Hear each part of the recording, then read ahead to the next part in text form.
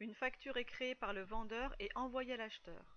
Le nom du vendeur se trouve donc en haut à gauche de l'entête, soit l'entreprise bémol, et le nom du destinataire, qui est l'acheteur, se trouve en bas à droite de l'entête, soit l'entreprise bus.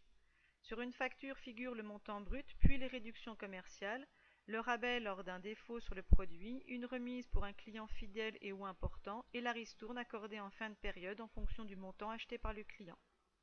Une fois que l'on a enlevé du montant brut les réductions commerciales, on obtient le net commercial. Se rajoutent les frais de port pour obtenir le net hors taxe. Vient ensuite le montant de TVA qui s'ajoute au montant net hors taxe pour obtenir le montant TTC. Comment s'enregistre une facture chez l'acheteur, c'est-à-dire chez Bus? Il faut déjà savoir que les réductions commerciales ne s'enregistrent jamais. Le montant net commercial est alors enregistré dans un compte de charge en classe 6, en flux entrant. Lorsqu'il n'y a pas de réduction commerciale accordée, on débite le compte charge de classe 6 pour le montant brut. On enregistre les frais de port qui représentent pour l'acheteur un achat de service en débitant le compte 624 frais de transport. L'entreprise ayant débité deux comptes de classe 6, un pour l'achat de biens et un pour les frais de transport, il ne sert à rien d'enregistrer le net hors taxe. La TVA sur achat s'appelle la TVA déductible et s'enregistre dans un compte de tiers en classe 4, le tiers étant l'État, le compte est 44. L'entreprise ne pourra déduire sa TVA déductible sur les achats qu'à la fin du mois. Entre-temps, cette TVA déductible est considérée pour l'acheteur comme une créance qu'elle possède sur l'État. Car, comme la TVA n'est pas un impôt pour l'entreprise, l'État doit lui rembourser la TVA déductible que l'entreprise paie sur ses achats. Toute nouvelle créance se constate au débit d'un compte de classe 4.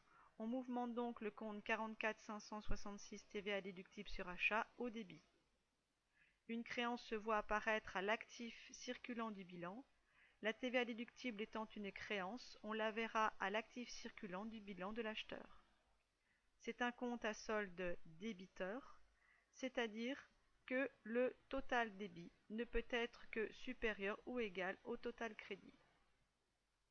Selon le principe de la partie double, la somme des flux entrants doit être égale à la somme des flux sortants. Comme l'entreprise n'a pour l'instant mouvementé que des comptes au débit, le montant TTC de l'achat ne peut se retrouver qu'au crédit, soit du compte 512 banque, si le paiement se fait de suite, soit au crédit du compte 401 dette fournisseur, dette qui apparaîtra au passif du bilan de l'acheteur. Quel est l'impact de cette écriture d'achat sur les résultats de l'acheteur? Le montant du bénéfice se modifie en fonction des achats consommés rapidement et ou des ventes. Y a-t-il eu un compte de classe 6 ou 7 mouvementé dans cette écriture d'achat? Oui, car on a mouvementé deux fois un compte de classe 6. Le bénéfice de l'acheteur diminue donc du montant net commercial et des frais de port facturés. Comment se comptabilise une facture chez le vendeur, c'est-à-dire chez Bémol? Les réductions commerciales ne s'enregistrent jamais.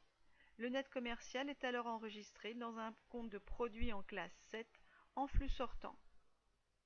Lorsqu'il n'y a pas de réduction commerciale accordée, on crédite le compte produit de classe 7 pour le montant brut. On enregistre les frais de port facturés au client qui représentent pour le vendeur une vente de service en créditant un compte de classe 7 qui est le compte 708.5 port facturé au client. L'entreprise ayant crédité deux comptes de classe 7, un pour la vente du bien et un pour les frais de transport, il ne sert en rien d'enregistrer le net hors taxe. La TVA sur vente, elle, s'appelle la TVA collectée et s'enregistre dans un compte de tiers en classe 4. Le tiers étant l'État, le compte est 44. L'entreprise collecte de l'argent qui appartient à l'État. L'entreprise reversera une partie de cette TVA collectée sur les ventes qu'à la fin du mois. Entre-temps, cette TVA que l'entreprise collecte représente une dette envers l'État. Toute nouvelle dette se constate donc au crédit d'un compte de classe 4. On mouvemente donc le compte 44 571 TVA collecté sur les ventes au crédit. Une dette se voit apparaître au passif du bilan. La TVA collectée étant une dette, on la verra au passif du bilan du vendeur. C'est un compte à solde créditeur, c'est-à-dire que le total crédit ne peut être que supérieur ou égal au total débit. Selon le principe de la partie double, la somme des flux entrants doit être égale à la somme des flux sortants. Comme l'entreprise n'a mouvementé pour l'instant que des comptes au crédit, Le montant TTC de la vente ne peut se retrouver qu'au débit, soit du compte 512 banque si le client paie de suite, soit au débit du compte 411 créance client. Créance qui apparaît à l'actif circulant du bilan du vendeur. Quel est l'impact de cette écriture vente sur le résultat du vendeur? Le montant du bénéfice se modifie en fonction des achats consommés rapidement et ou des ventes. Y a-t-il eu un compte de classe 6 ou 7 mouvementé dans cette écriture de vente? Oui, car on a mouvementé deux comptes de classe 7.